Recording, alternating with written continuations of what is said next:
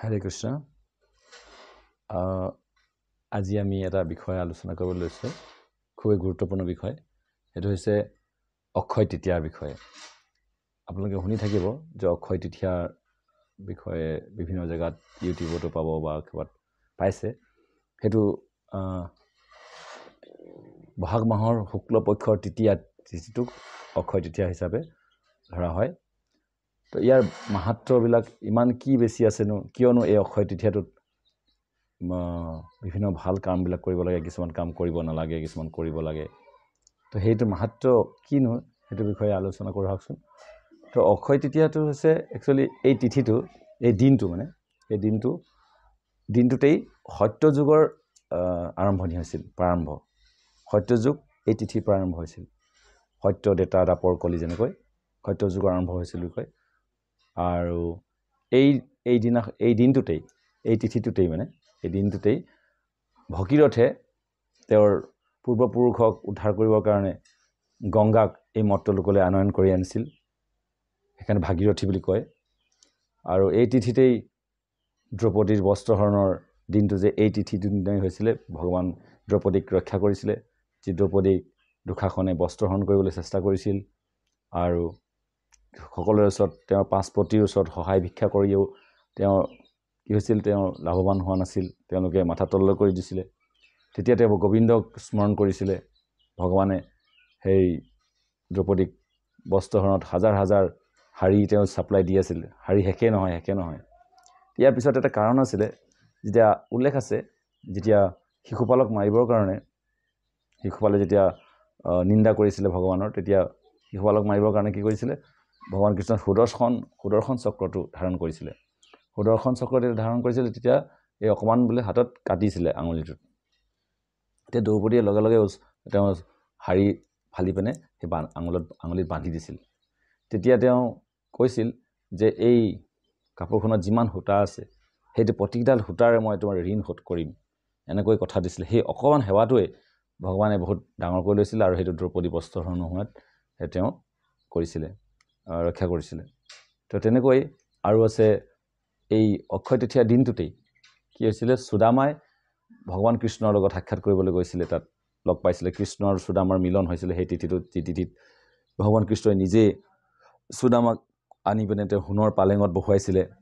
নিজৰ হাতেৰে তেওঁক বিভিন্ন ধৰণৰ নৈবেদ্যৰে বা বিভিন্ন ধৰণৰ দি তেওঁক আপ্যায়ন কৰিছিলে। তেওঁ ভৰিৰ চৰণ ধৌত কৰাইছিলে।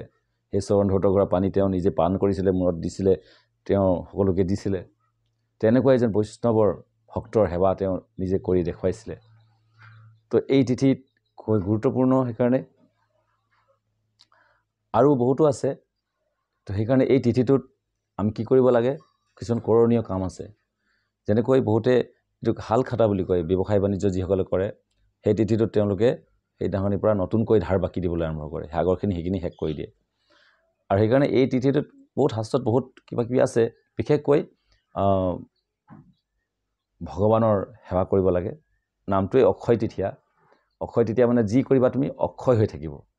যি আমি কৰিম সেই অক্ষয় তৃতীয়া দিনটোত সেইখিনি অক্ষয় হৈ থাকিব। কিছুমান কৰিবলগীয়া কাম আছে, কিছুমান নকৰিবলগীয়া আছে। যেনেকৈ আমি নকৰিবলগীয়াখিনি কওঁ, সেই তিথিৰ দিনা কোনো আমিষ আহাৰ কৰিব নালাগে, মদ পানী খোৱা, এইবিলাক বেয়া কামবিলাক নকৰিব লাগে।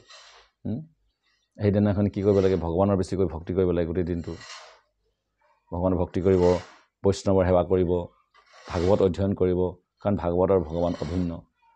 ভগৱানক ধুনীয়াকৈ ভোগ লগাব, প্ৰসাদ বিতৰণ কৰিব, গ্ৰন্থ দান কৰিব, অন্ন দান কৰিব, মানুহৰ লগত ভাল ব্যৱহাৰ ৰাখিব। এদিন মনলৈ বেয়া ভাৱ নানিব, কাৰোৰ প্ৰতি হিংসা, কুচুট কপট এইবিলাক আঁতৰি থাকিব।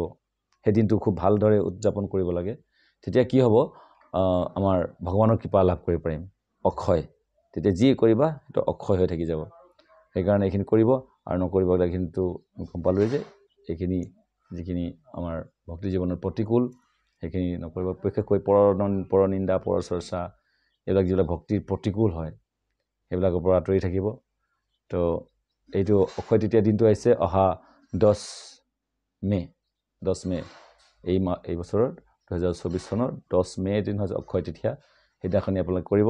আৰু তাৰ এইটোৰ লগতে আমাৰ আৰু এটা লীলাযুক্ত হৈ আছে। ভগৱানে এবাৰ মাধৱেন্দ্ৰপুৰীক কৈছে যে মোৰ খুব গৰম লাগিছে তুমি মলয় চন্দন আনি দিয়া চন্দন লেপিবৰ কাৰণে সেইকাৰণে অক্ষয় তৃতীয়াৰ দিনটোৰ পৰা 21 দিনলৈকে ভগৱানক চন্দন লেপন কৰা হয় তো সেইকাৰণে এইটো খুব ধুনীয়া এটা সেৱা থাকে সেইটো আপোনালোকে ঘৰত ভগৱানক চন্দন লেপন কৰিব পাৰে চৰণত দিব পাৰে কপালত দিব পাৰে এনেকৈ তো এনেকৈ সেই অক্ষয় তৃতীয়া দিনটোত আপোনালোকে খুব ভালকৈ উদযাপন কৰিব তেতিয়া গোটেই জীৱনৰ কাৰণে আপোনাৰ সেই অক্ষয় থাকিব কাৰণ ভগৱানে কৈছে চাৰিটা বস্তু সদায় অক্ষয় এটা যে ভগৱানৰ ধাম ভগৱান ভক্তি আৰু ভক্ত ভক্তৰ বিষয়টো কৈছে যে নমে ভক্ত পনেশ্বতী মোৰ ভক্তৰ কোনো বিনাশ নাই ভগৱানৰ সেৱা যদি কোনোবাই অকমানো কৰে নেহাবিকয় মনস্তে প্ৰত্যবায় নবিদ্যতে স্বল্পম অপিয়স্য ধৰ্মস্য ত্ৰাৱতে মহতো ভয়াত এইখিনি আমিতো জানোৱেই সেইকাৰণে আৰু ভগৱত ধাম কেতিয়াও বিনাশ নহয় সদায় নিত্য থাকে আৰু ভগৱানটো সদায় নিত্য সেইকাৰণে এই কৰ্মখিনি যদি আমি কৰোঁ ভগৱানৰ সেৱা কৰোঁ